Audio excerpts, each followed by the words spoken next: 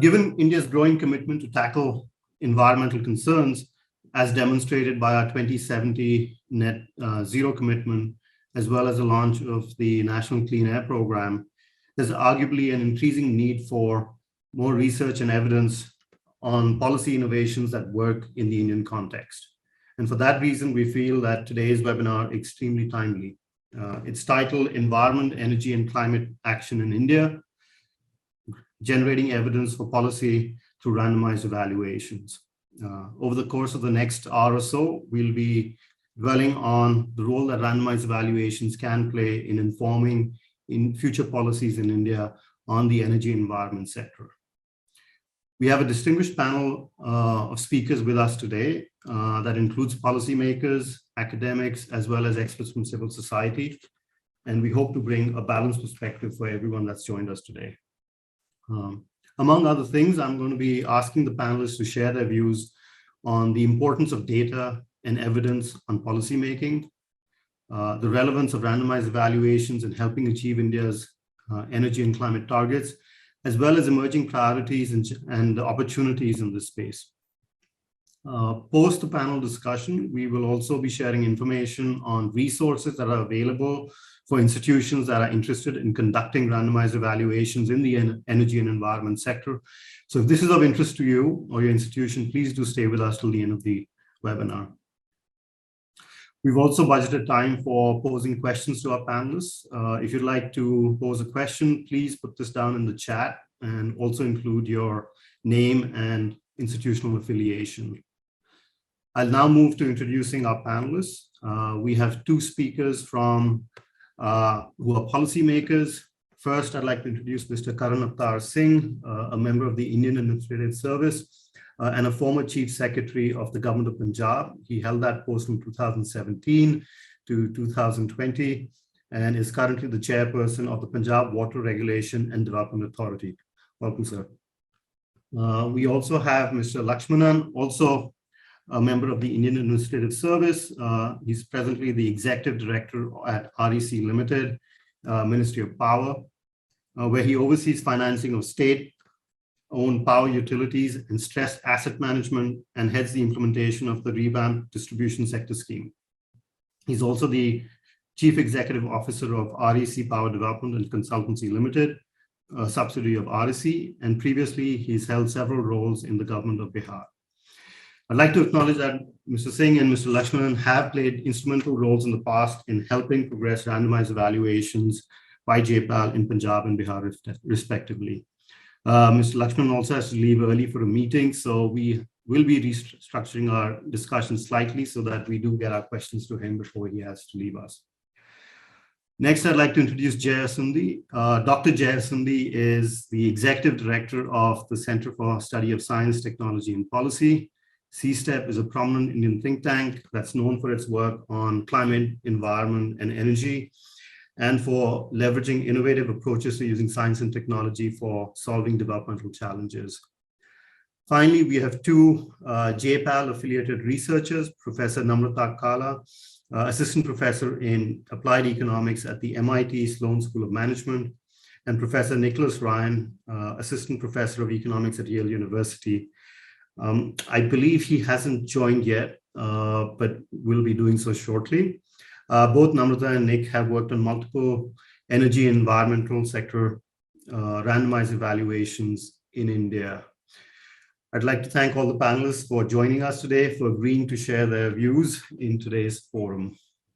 We'll now proceed to the discussion. Namrata, if I can begin with you, and I'm going to share a set of related questions that I think will help build some context for the audience. Randomized evaluations or randomized controlled trials, as they're also known, is a type of impact evaluation method. Can you talk a bit more about this methodology and what it is that attracted towards conducting randomized evaluations, particularly on energy and environment related issues in India? And highlight some of, what are the insights or evidence that randomized evaluations are able to generate that we might not otherwise be able to obtain? And are there specific types of policy problems or interventions that such evaluations are particularly suited for evaluating? Sure, thanks for having me. It's great to be here. Let me start with a quick overview of what an RCT is. So an RCT is a means to evaluate a policy wherein we really shut down the fact that different types of people select into different types of policies by using a lottery to determine who gets the policy versus not, or a particular policy. So I learned through examples. So let me just throw out a quick example there, which is if you are a government or an NGO and are keen to reduce stubble burning in North India, and you want to know whether a cash transfer to farmers has the ability to do that, an RCT would essentially take some villages and have the incentive there, and take some villages and not. But who gets the incentive is decided via a lottery. So that's the quick overview of what an RCT does. Now, what attracted me to randomized controlled trials as an evaluation mechanism? I use both natural experiments and RCTs in my work. What I really get out of using an RCT is a combination of two advantages. The first, I like that with an implementation partner, whether it's a government, an NGO, or a firm, the intervention that is to be piloted is usually a collaborative effort. And that helps with both the policy relevance of the study, as well as tying it more to the context where it will be applied. The second advantage is that because we are able to, at the end of the day, deliver a causal effect by doing an RCT, I think that helps with the policy relevance. And it's hard to get the combination of these two otherwise, although it's certainly not impossible. So that's what attracted me to using RCTs in my work. Now, what are some places where I think an RCT is particularly well suited versus not? So an RCT, in my opinion, is not well suited when the benefits of a program are already extremely well known. So for example, if we have a vaccine and we know it's effective, there's really no point in doing an RCT and shutting off access to certain parts of the population. So I think, so the converse of that is it works really well when we don't know what the exact benefit or cost of a particular program is, and we need to pilot it to see whether it's a good idea to be rolled out at a larger scale, as well as if we are not sure out of a set of policies which one is going to deliver the most impact. So that's the first thing. Now, again, taking an environment example, in the environment sector, we talk a lot about the additionality of emissions. For example, if we have a carbon offset policy, is that really reducing emissions on average or in aggregate, or is it just directing payments to firms that were going to undertake these energy efficient behaviors anyway? And so doing an RCT allows us to be able to test whether a carbon offset program or a land conservation program is more effective on average. So I think that's sort of one example where it works really well. Another place where it might not work as well is if the benefits and costs are extremely diffuse and it's hard to attribute them to one entity or another. So for example, if we have small firms, but we are not monitoring their emissions individually, and so we think both treatment and control are in the same area, then it's going to be hard to do an RCT, and we have to think a lot more about that. So that's sort of an overview of when I think an RCT works well and when it doesn't.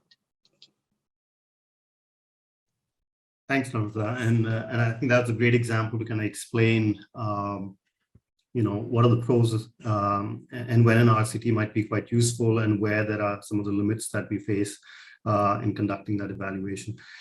Mr. Lakshman, I'll turn to you next. You've had a long-standing relationship with JPAL South Asia, and I've worked closely with some of our researchers, such as Nick Ryan. All of this started when you were the managing director at the South Bihar Power Distribution Company, which some years ago. And I'm curious, what were the policy challenges or questions that you were facing at that time?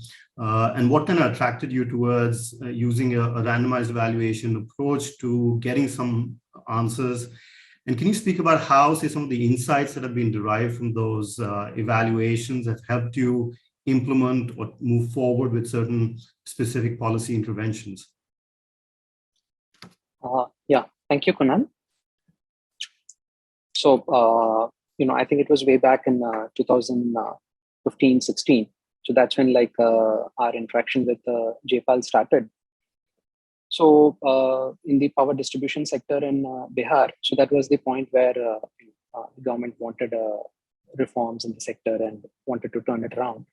So one of the key challenges that we were facing is the technical and commercial losses that were at significantly higher levels. Up to that, there was the issue of access, like still a large population households were out of electricity. So when we were embarking on this journey, so one of the key things that was being faced is at the feeder level, how do you keep the power supply? So in that context, it was in collaboration with JPAL, we had come up with this study wherein we could measure revenues at the feeder level, and also we could measure power supply at the feeder level. So then it was thought as a intervention that if we are able to link the investments into improving the power supply with improved power supply, see if revenues are responding. So that is where we tried to build a study around it, wherein we could pick up certain divisions, electrical divisions, and then certain feeders, wherein we could start implementing this policy, wherein we communicated to people that if you if the revenue from your feeder or your geography improves, from your neighborhood the revenue collection improves, then correspondingly we started improving the power supply. So and then we had the rest of the areas where the normal way in which power was distributed was continued. So we could compare and contrast how people responded to this incentive of improved power supply and how the revenue behaved.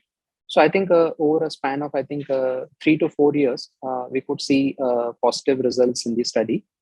And based on that, actually, we started with a couple of districts initially, and then gradually, as we could get more evidence that there was positive improvement in the revenue vis-a-vis the policy intervention, then we could gradually scale up this pilot to a large-sized implementation. Then subsequently, another similarly around the revenue recovery issue, we had this was the second attempt which we did with RCT in Bihar. That was around the rural revenue franchise, which essentially is a small local rural person who is responsible for collecting revenue from a defined area. So this was attempted as one of the means of revenue recovery, and they were this was happening since 2015, and there have been a lot of changes in and around how to handle the policy of rural revenue franchisee, whether we should have it or whether we should go for a large-sized companies in an outsourced model, or what should be the right incentive for the rural revenue franchisee, how do they respond to it. So around that, with the JPAL team, we could come up with different alternate models of incentivizing the rural revenue franchisee, and then selecting groups of rural revenue franchisees where we could implement model A, model B, model C, and see how people are responding to different incentive structures. So that actually gave us insights, and based on that insight, we could further move up on the revised incentive structure and the policy of rural revenue franchisee. So these were a couple of examples which we worked together in the Bihar power distribution space. Thank you, Mr. Lakshman. It's always great to hear about examples where research that's been conducted has informed policy in a positive way and delivered impact. Appreciate you sharing those. Since you do have to leave, I'm going to continue and pose another question to you. Right. And this is in your current capacity at REC. JPAL and REC have a technical partnership where we intend to evaluate and come with a DISCOM rating exercise is what we intend to undertake. And we're also exploring evidence-based policy inputs through RCTs, other policy on other aspects. But can you speak more broadly, given the audience that we have today, in terms of, say, what are your current policy priorities at REC? What are the questions you're dealing with? And potentially what data and evidence are you seeking that would be helpful in terms of carrying your mandate forward? Yeah. So right now in REC, like the key thing that we are handling is the new scheme that the Government of India has come up with, which is the revamped distribution sector scheme. So this scheme essentially, like, is grappling with the issue of financial sustainability and viability of the power distribution space. Over the last 5-7 years, like, Government of India was successful in addressing the access challenge. So that is predominantly, now kind of access challenges addressed. So now the issue is like, how to keep the power sector viable financially, and what are the issues around it. So the scheme is built on, basically like reducing the AT&C losses and bringing down the between per unit of revenue and cost to, and improving the reliability and, broad objectives with which the scheme has been structured. So within the scheme, there are, certain key or key constructs or key interventions that are being thought of. Apart from, the various reforms and state government related financial discipline, regulatory discipline that has to come in. So in terms of the infrastructure or policy interventions, one is like a prepaid smart metering. So based on, global experiences and pilot projects within India. So this is being, thought of as a key intervention. But still, the cost benefit of prepaid smart metering is not well documented and well understood. Like, of course, it is, and in different scenarios, how will it function? Like, for example, utility in Gujarat which has losses at 8% or 7%, and there is a utility in Jammu and Kashmir which has loss levels of say 50%, 55%. So how will it function? Whether prepaid smart metering will be really having the same amount of benefits in a low loss area, and how will it function in a rural area vis-a-vis a urban construct? So these are some of the questions which we are trying to understand. So around this, I think this is one of the after we entered into this technical partnership with JPAL, which is I think 6-8 months old now. So we are picking up RCT, which could be helping us evaluate the benefits of smart metering program, which is just started in J&K, Jammu and Kashmir. So that probably like will throw light on what could be the parameters that are leading to the benefits in a prepaid smart metering ecosystem as it gets implemented in phase wise. And a couple of other questions which are large and are relevant for the overall power sector is the way in which the energy transition is being thought of, the renewable integration that is being thought of. So around that space, like one of the key things that is being planned is feeder segregation for agriculture power supply, so that you are able to isolate the feeders that are supplying power to agriculture, and then to work on solarizing those feeders. So this has the twin objectives of trying to consume the renewable power at the same time, like you are able to regulate power supply to agriculture sector. So this again, like could be a space where like we could set up a study to understand how this is working in different states, because different states have different typical demand curves. So some demand curves and the level of power purchase tie-ups which they already have. So there are 3-4 relevant parameters which actually like would work in favor of or may not be suitable for feeder segregation and solarization.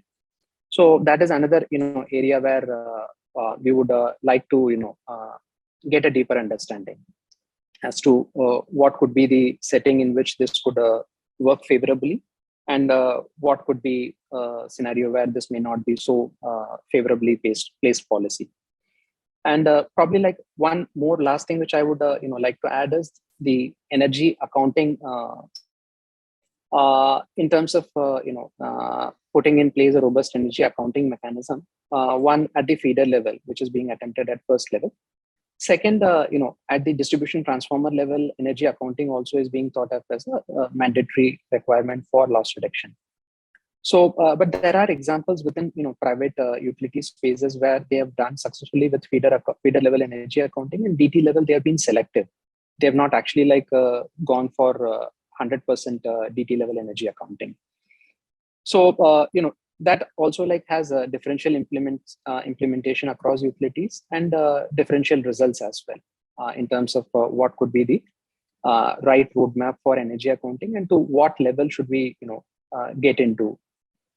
So these are some of the broader level questions across the country which we are trying to understand as we are implementing this new scheme. So I think this would be an interesting space where research and policy could collaborate and probably help us understand and guide the policy in the right direction. Thank you, Mr. Lakshman, for really clearly articulating some of your questions you're dealing with. I know you have to leave since you have a meeting starting in a few minutes, so please stay with us as long as you can, but thank you very much for having joined and share your thoughts today with us. Sure, thanks Kunal. Thank you. Mr. Karam Singh, if I can turn to you next, continuing with wanting to obtain kind of a policymaker perspective on the subject we're discussing today. The government of Punjab and JPAL South Asia has a long-standing institutional partnership which began in 2017 to encourage essentially evidence-informed policy making in the state of Punjab. And you as Chief Secretary at the time were instrumental in kind of steering this partnership and initiating several of the randomized evaluations that began at the time. Could you share your views as a policymaker, what it was about, say, impact evaluation and randomized evaluations in particular that attracted or appealed to you and the government of Punjab that led to this invitation to JPAL to come and work and support the state government? So broadly speaking, we were looking at moving to data-driven decision-making. It's a question of state capacity. Over the decades, I think India has moved from ideology or opinion-based policymaking to heuristic or analysis-based or essay-based policymaking, if you like. We still haven't, in my view, moved to decisions based on data. So that I see as a huge constraint on the capacity of the state in our country, especially when you compare it to more advanced economies, even in Asia. So when we compare ourselves, even, leave alone Japan or China, when we compare ourselves, say, to Thailand or Indonesia, I find there's a big gap. And this is despite the fact that for decades we had the Planning Commission and now we have the Niti Aayog, but unfortunately, there is nobody there to guide us. By us, I mean, administrators in government on how to develop data-based or data-driven decision-making. So that was the motivation, and we were very happy to find that JPAL has an office in India, in Chennai, and are tying up with state governments. I think Tamil Nadu was the MOU that you kindly forwarded to us, so we quickly wanted to follow that up. And I'm glad we did that. What I do feel is that JPAL, in particular, economists in general, and I must point out that I'm an outlier again in the bureaucracy. I'm an economist. I did my PhD in economics at the University of Michigan, Ann Arbor, way back in 96, 97. That 1 year was when my dissertation and defense was, going back and forth. So I have learned the painful way, how to analyze data, and I think a lot of us in India need to go through that pain, that training, that rigor, which is missing. And because I feel that by not doing so, we are hurting ourselves as a nation. we still unfortunately take decisions which are not based on any credible analysis of data. Coming to the questions, we were faced then. One of the big ones in 2017 was the paddy stubble burning by farmers. So, it impacts the environment of a lot of states in northern India. That science itself was hard to understand. Nobody seems to have studied it to date. And we did then move ahead with JPAL and requested all of you to take this up as one of the first randomized controlled trials. And our objective was to simply ask you whether farmers would respond positively to being paid about 2,000 rupees per ton of paddy they produced, and then not burn the paddy stubble and manage it in some way. There are 5 or 6 ways of managing the stubble. And the early studies that I was familiar with were to the effect that, yes, farmers did respond positively to that 2,000 rupee per ton incentive. And a simple policy of some kind of transfer to farmers to do that, I still feel today can work wonders.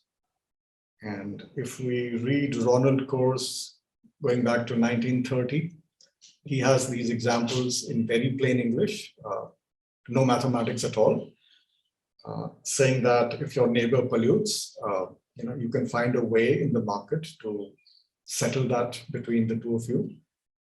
Either I pay my neighbor not to pollute, or I get somebody to tax my neighbor not to pollute. But between those two, a workable solution is possible. So, when it comes to paddy stubble burning in Punjab, I think the studies done by JPAL show exactly that this problem is solvable with a reasonably small amount of money, which the government, I think, can afford even today going forward.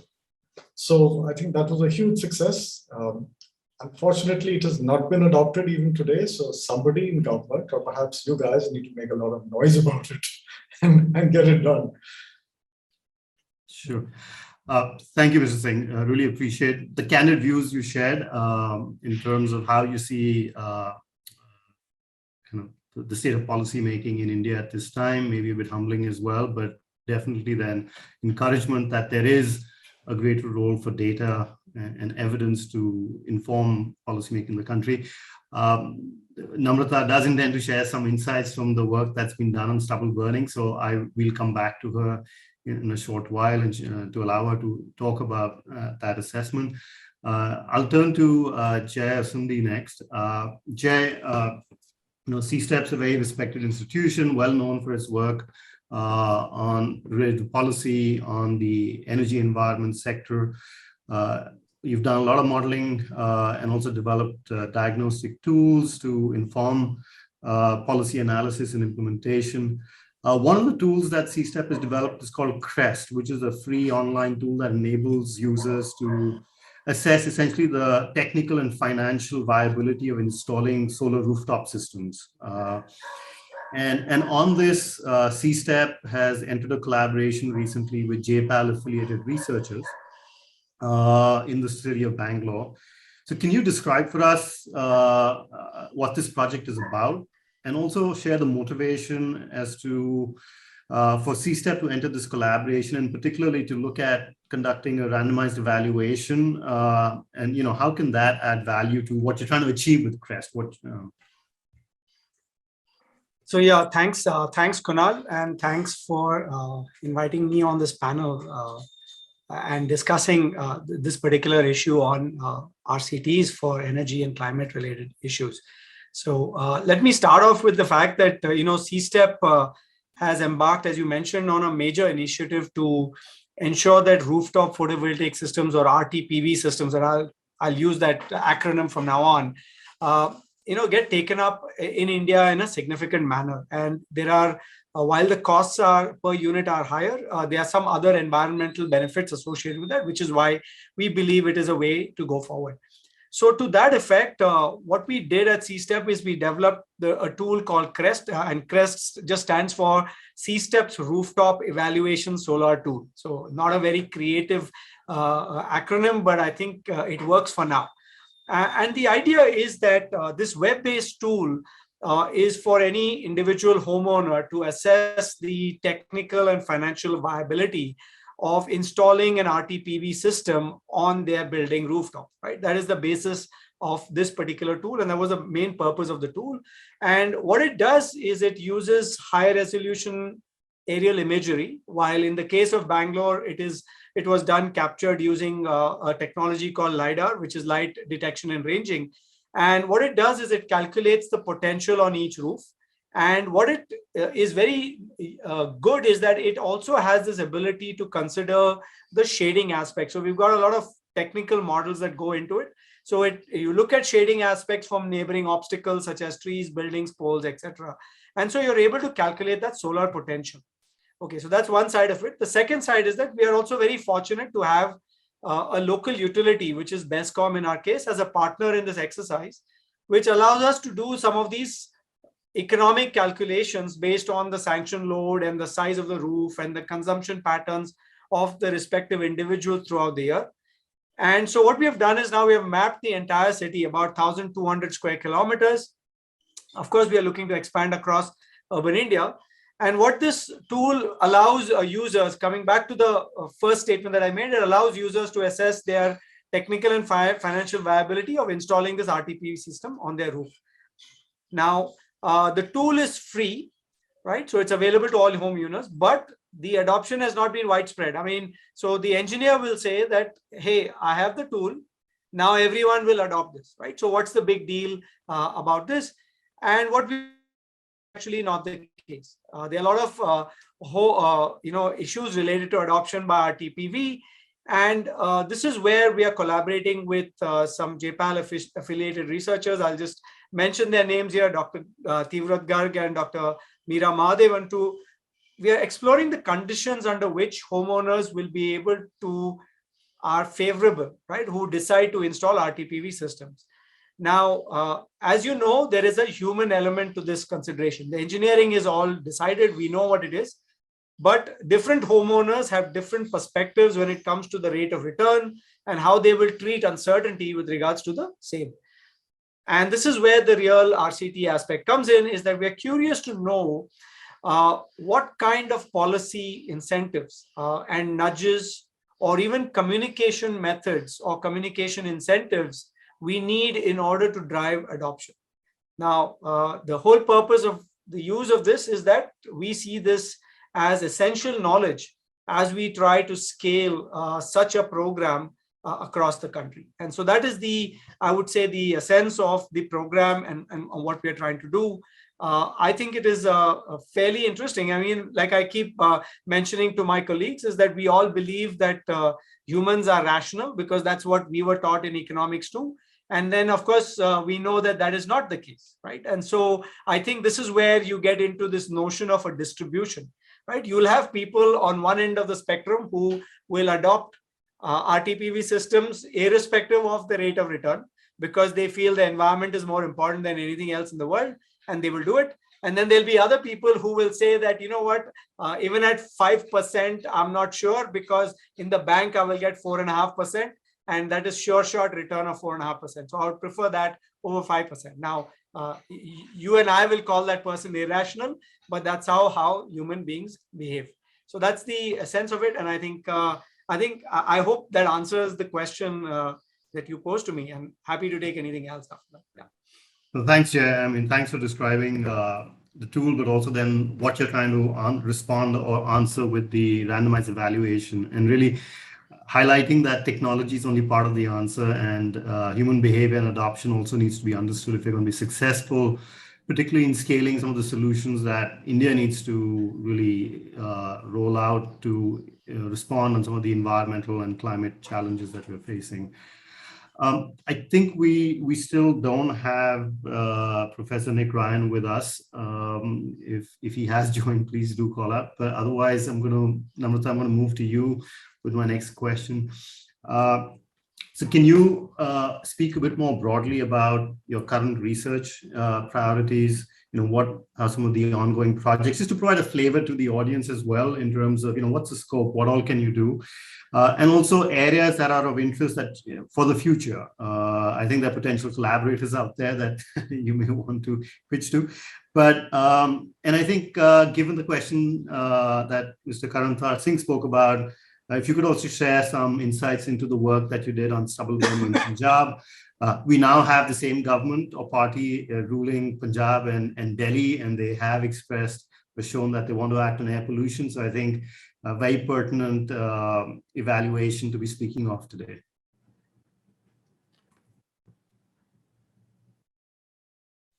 Thank you. So let me start with the stubble burning project because I grew up in Punjab and my family still lives there. So other than the huge policy relevance and academic interest, this was also a project that's quite personal to me. So as is well known and as Dr. Singh pointed out, residue burning contributes to short-run climate change, and amongst many other factors is the result of the fact that farmers have a very limited time within which to both harvest the paddy and then sow the next crop, typically wheat.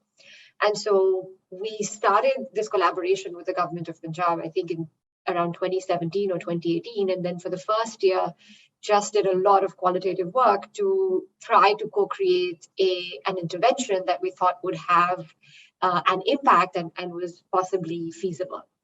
And eventually, as a result of that, in 2 districts in Punjab, we ran a randomized control trial in 170 villages to test the efficacy of financial payments to reduce stubble burning. So that was the first policy question that we as collaborators were interested in.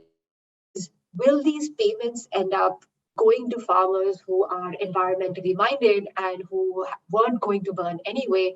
Or could these incentives increase the rate of alternatives to manage residue? The second policy question that we were interested in is, if financial incentives can work, what kinds of contract structures are effective? So for example, can giving a small amount of the incentive unconditionally upfront when you're offering the farmer a contract actually increase compliance? And so 4 treatment arms and a control group, and we found that yes, payments that are on the order of magnitude of about 800 rupees per acre can effectively reduce stubble burning. So our effect size was about 14 percentage points. And the second thing that we found that was, in my opinion, quite interesting is that paying a small amount upfront to farmers actually increases compliance, even though regular economic intuition would have told us that it may decrease compliance because the conditional aspect of the payment is lower if you're paying them some money upfront unconditionally. So that was an overview of what the project was and what the policy questions were going in and how we did the project. Now I'm working on a different project on how relocating firms as a result of environmental policy, how that affects workers, how that affects air quality. Broadly, I'm interested in topics that are related to climate change adaptation and mitigation, as well as environmental quality. So one project that I'm interested in working on next is interventions to improve the performance of emissions testing centers for cars. So the pollution under control policy, I think that's an important contributor to air quality in many cities, and I think would really benefit from interventions to make it perform better. And I think, as I said, broadly interventions that are related to climate change adaptation and to environmental justice and improving air quality outcomes across the board. Thank you. And as I understand, there's a working paper that will be coming out on the Punjab study. Just for the benefit of the end of March is the deadline that my co-authors and I have set. Okay, great, thanks. Mr. Karanthar Singh, coming back to you, and now a question for you in your current capacity as chairman of the Punjab Water Regulation and Development Authority. So water scarcity and groundwater depletion are major challenges for the state. I mean, it's linked to the stubble burning issue as well. But a large part of the country suffer from water scarcity. So I think this question would be of interest to a much larger audience than just people in Punjab, which is that what are the key challenges or questions that you are grappling with in this current role, and what kind of data and evidence are you seeking to help address those challenges? So before I get into the Punjab Water Authority, which was set up in August 2020. So I'm the first chairperson, and there are 2 members with me. So we are the first team. We are 1 year and a few months into this. But before this, when I was the chief secretary of the Punjab government, with JPAL, we had addressed a very interesting question about water usage by farmers, especially groundwater usage by farmers who pump out the water, using electricity which is provided free to them. So again, the issue there was that this free electricity is like an unlimited subsidy to each farmer. It is limited by the fact that the electricity utility does not have unlimited quantities of electricity to transfer to the farmer. But perhaps from the individual farmer's point of view, it is unlimited in the sense that she can use any amount of electricity to grow any crop and use any irrigation techniques without worrying about economizing on water.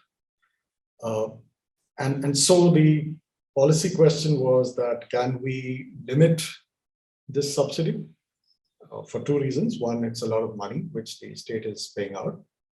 And 2, it's a lot of water being pumped out.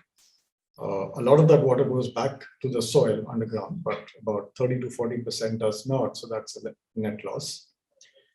And so one possibility was to substitute this, subsidy, which had potentially no limits, with a lump sum transfer to each farmer. So that was the design of what we call the Paisa Kamao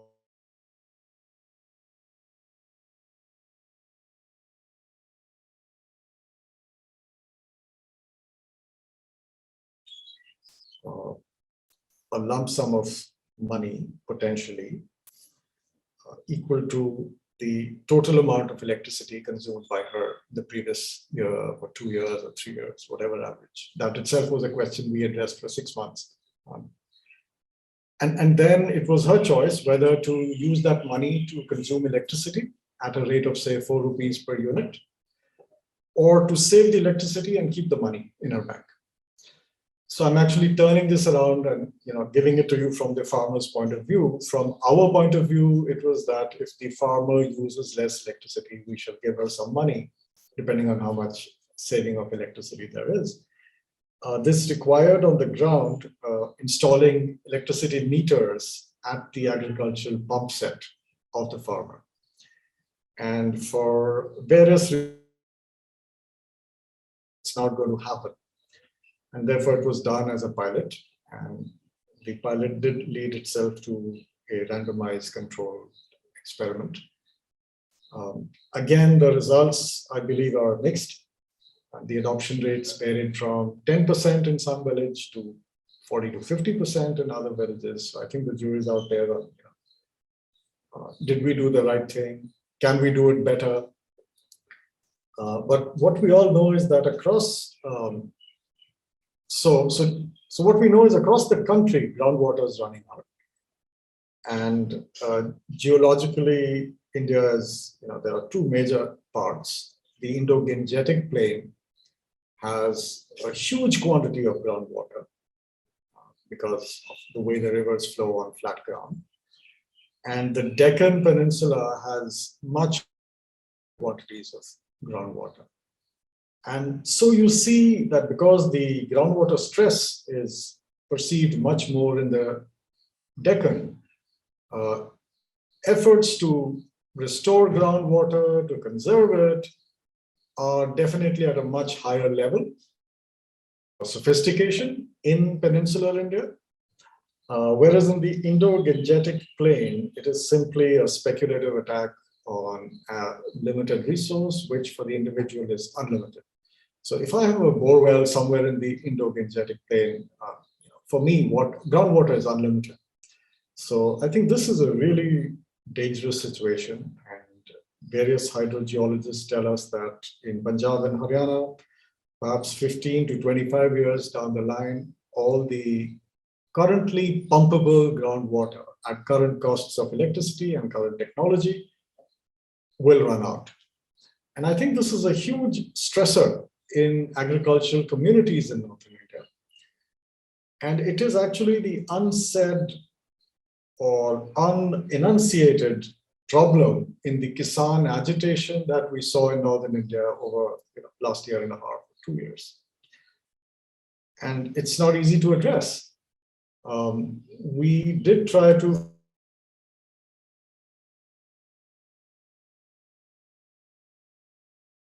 substitute it for other crops. And the Indian School of Business, along with the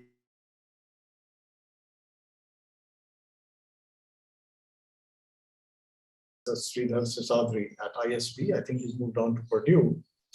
They studied in Punjab in 2012, 13, and 14, and came back to us and said that even if you charge for electricity at the market rate, paddy beats other crops during the Kharif season. So farmers would still be growing paddy, although they would not be earning so much money out of it because they would be paying their electricity bills. So that was a surprise to us. That got us thinking on what we should do. And I don't know what the answer to that is. So the question I have is that even if we succeeded with our pilot on PBPK, even if state governments in Northern India moved to charging for electricity by the unit, would we really have a shift in cropping patterns? Would we really save significant amount of water? Because no matter what you say, all the urban consumption of water in Northern India, including Delhi NCR and Kolkata, which are the biggest users, is not more than 5 to 8% of groundwater usage. 90+% is agriculture usage. And so this is a huge question which I feel we need to address jointly. Thank you for surfacing some of those questions. One last remark. Now in the authority, the policy question we are grappling with is, what is the willingness to pay of various consumers for a cubic meter of groundwater? So we put up directions last year. We held public hearings. We suggested certain per cubic meter rates in our draft directions. And we've heard people. And again, heuristically, from what we've heard, everybody wants a lower rate. But most people seem to be prepared for the fairly stiff rates that we have proposed, and which, let's see, in the near future, which could be notified in the state. So in that sense, Punjab could be perhaps the first state in India, after Maharashtra, certain users in Maharashtra, who would charge per unit, per cubic meter for groundwater extracted by everybody, agriculturists. So we'll tackle the agriculture sector later. That's something which we have to talk to the government about. So I think that's where we are at now. Okay. Well, thank you for sharing those insights in terms of some of the challenges and questions you're asking. I think it was interesting when you said that in Peninsular India that people recognize the scarcity, whereas farmers in the Indo-Gangetic Plain don't. And potentially there's something there in terms of how do we kind of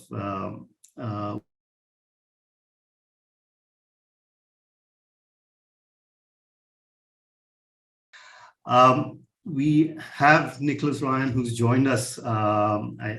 Nick, thank you very much for joining. We've gone through a couple of rounds of questions, but perhaps I can come to you now, which is involved in randomized evaluations in India for over a decade now on the energy environment sector. Could you speak, describe some of the projects you've been involved in? What are the have generated, and how some of those might have informed policy decisions that have been taken?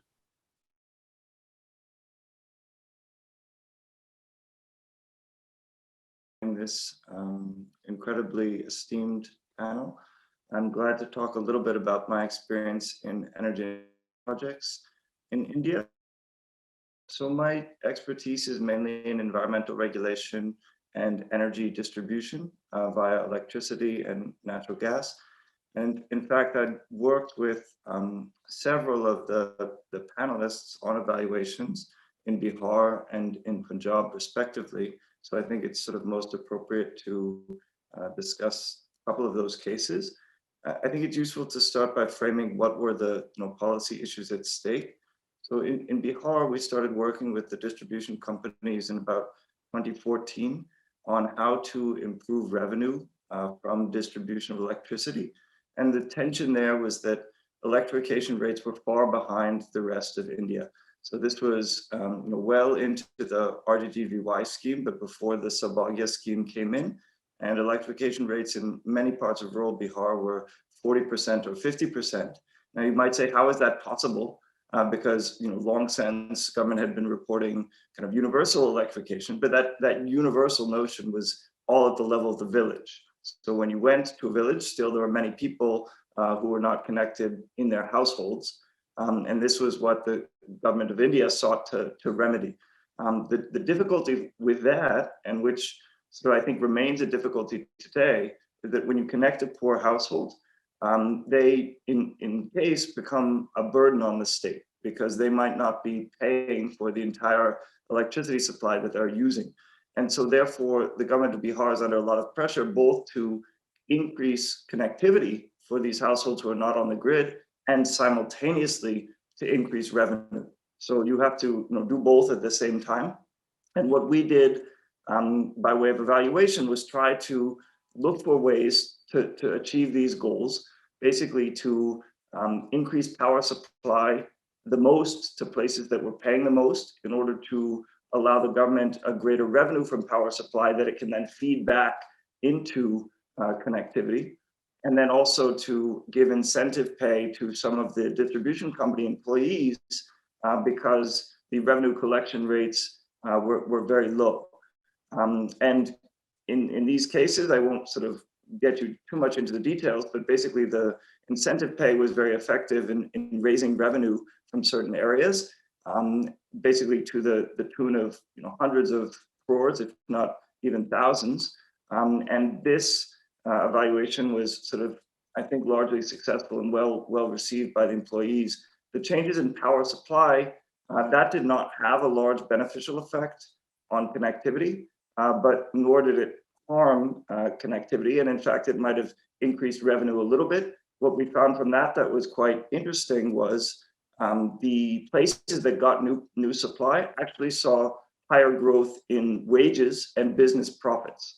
So this was not the object of the evaluation necessarily, was to increase revenue and not profit, but we found these sort of beneficial knock-on effects in the local economy.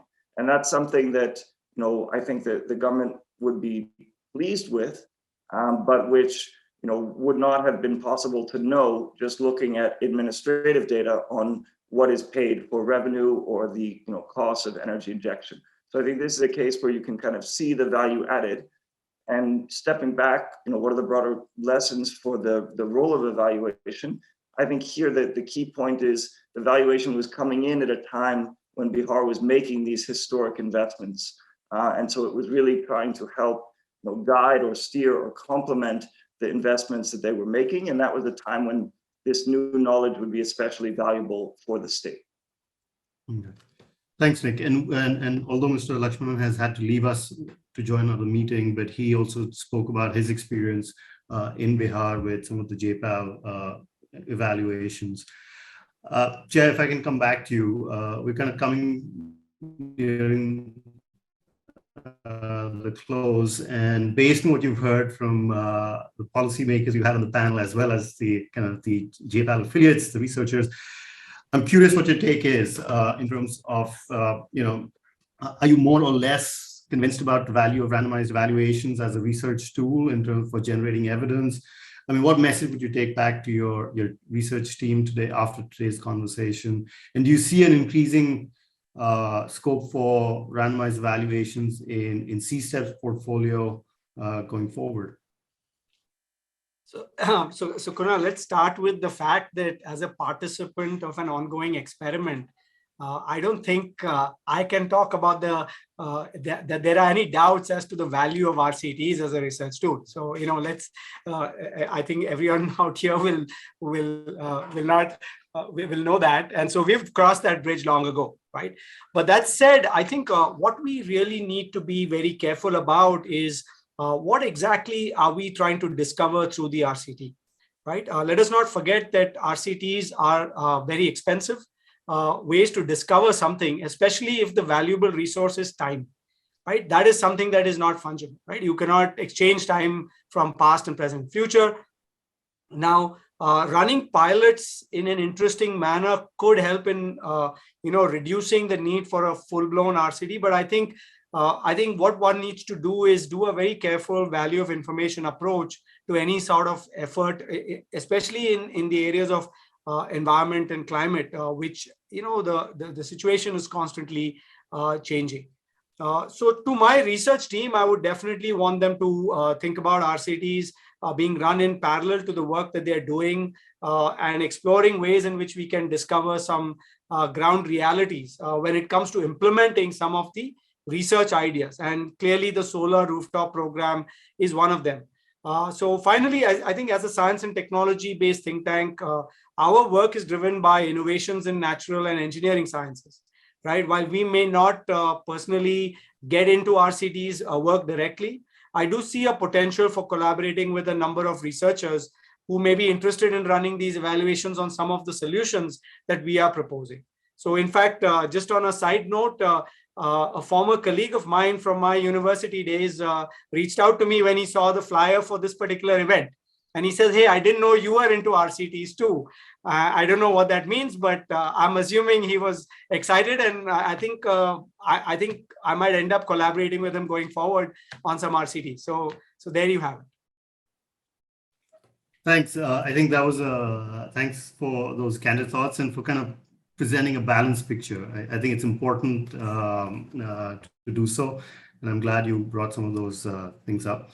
We're going to stop the structured questions to the panel at this time, and we've received some questions from the audience as well. So we can take some of these. We have the time before we'd be closing in about 15 minutes. So just looking at this, Namrata, there's a question for you in terms of what might explain the positive impact of an unconditional transfer when the farmers have no obligation to reduce stubble burning. Yeah, I think that's a great question, and certainly something that we were interested in testing. So we think it might operate through one of two mechanisms. The first is that by providing a little bit of liquidity early in the season, before farmers make the decision about whether to burn or not, we are able to allow them to confidently go out and rent an implement like a baler or a seeder, etc., and use an alternative mechanism. The other mechanism that could be at play that make these payments effective is that it increases trust in the program itself. The fact that we are showing up and providing this costly signal means that if farmers go ahead and not burn and then call us for monitoring for the rest of the payment, they're more confident that the process will be smooth and that they'll get paid on time. So we think one of those two is driving it. I think it's hard for us to tease out exactly which one that is, but I think that's certainly an interesting question. Thanks, Namrata. We've also got questions around what Jay had raised. So Nick, maybe I'll pose this to you as someone who's experienced in the methodology and running these trials, which is reflections on the consideration of time and cost versus the urgency also sometimes on the part of policymakers to need to take action. So how would you kind of respond on a question like that? Yeah, so I think that that's a very important point. It's certainly relevant. And I think that the time is extremely scarce. And what's kind of worse is that in many cases, the research conception of time is much longer than the policy conception of time, which is, we need an answer today, and you're proposing something that stretches forward. So what can be done then? I think there are a couple of ways to make collaboration on RCTs practical, despite this difference in timescales. One is that an RCT can basically provide knowledge, even operational or logistic knowledge, as it's ongoing.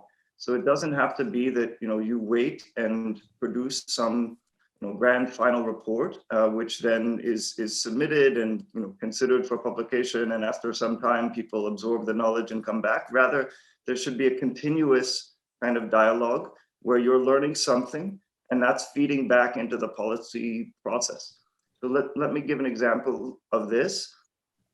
I've been involved in the conception of this Pani Bachao Pasi Kumao scheme in Punjab. The intention of that scheme is to save water, basically to incentivize farmers to reduce their pump set usage, especially during the sort of peak paddy season when the highest demand is there. Now, the objective of that ultimately is to get sort of large scale adoption of this scheme and to conserve water, but it's not necessary to say, okay, nothing has happened or we haven't learned anything until we see that the water level in the state is no longer falling as quickly. Rather, you generate sort of operational and beneficial knowledge in the early days. So a couple of things we've seen already. One is that nobody thought farmers would ever accept any kind of metering because it hadn't been done in a generation.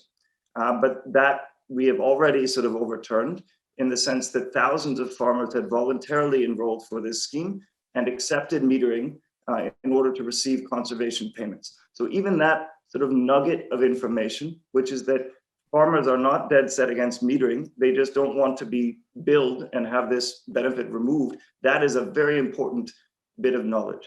And then second bit of knowledge on the operational or logistical front was that when you go to enroll farmers in this subsidy scheme, many of them are working on an agricultural pump set connection, which was inherited from their father, from their grandfather, from some prior landholder. And so it was recognized that, well, if you want to do this, incentive scheme, or really you want to do any scheme regarding conservation that's coming at it from the electricity side, that needs to be updated. Farmers need to be sort of known to the state. They need to be registered under their proper name or given some kind of cultivator status. And so both JPAL and the World Bank have worked with government of Punjab to try to revise this process and make that process easier. So these are kind of logistical and process learnings that work at a policy scale, which is much faster and don't have to just wait for the final results of water conservation benefits for the state. Okay. Thanks, Nick, for responding on that. We have several other questions, but I think unfortunately we're running out of time. Namrata, a lot of these questions actually that have come through are related to the Punjab stubble study, and I'm just going to tell people that in the audience to perhaps wait for the working paper and then potentially also reach out. But we can share a list of questions that we've received as well, and perhaps a little note might be worth drafting up as well at the appropriate point. That's totally fine. And I also think there's a lot of work to be done on the issue. So I would very happily, if people reach out, I'm happy to talk. Great, thanks. So I want to thank the panelists. But before we close today's session, I wanted to turn to Tanya Kak, who's the policy lead at JPAL South Asia for our environment, energy, and climate change sector, as well as agriculture. She's going to share some information around resources that are available for institutions that are interested in conducting randomized evaluations on energy and environment related issues in India and globally as well, but we're focusing on India today. So Tanya, over to you. Thanks, Kunal. So I'm just very quickly going to display my screen.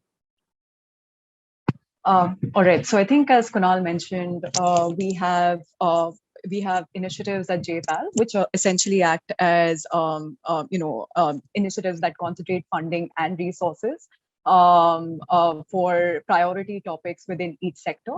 And so for the energy, environment, and the climate action sector, there are 3 such dedicated funding initiatives that put their resources around randomized evaluations. So the first one here is the King Climate Action Initiative, which is supported by King Philanthropies. There's another one, and I'll dive a little deeper into it shortly. The other one is the Agricultural Technology Adoption Initiative. And this particular initiative particularly looks at increasing farmer welfare through broader use of productive technologies. And here we are also looking at outcomes such as farm productivity and also better linkages to markets. And so the intersections with increasingly with climate change adaptation and weather shocks can also be covered under this initiative. The other initiative that we're very excited to launch shortly is the Digital Agricultural Innovations and Services Initiative.